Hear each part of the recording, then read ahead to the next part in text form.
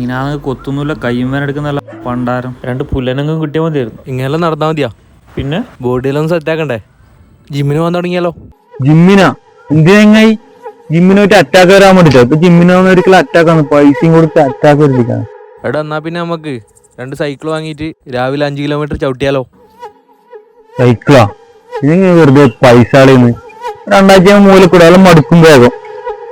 ചെലവില്ലാത്തൊരു കാര്യമുണ്ട്. രാവിലെ എണീച്ച് ഒരു 5 കിലോമീറ്റർ നടക്കാൻ പോയാലോ?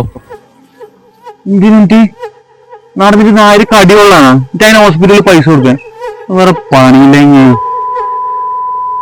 എടാ ഒരു ഐഡിയ ഉണ്ട്. എന്താ ഐഡിയ? ഇത് നീന്താൻ പോയാലോ?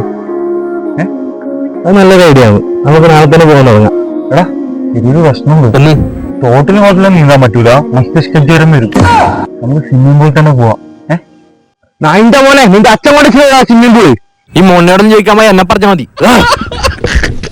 പോണതിന്റെ മോനെ അല്ലെങ്കിൽ നല്ലത് നായി കുടിക്കില്ലല്ലോ.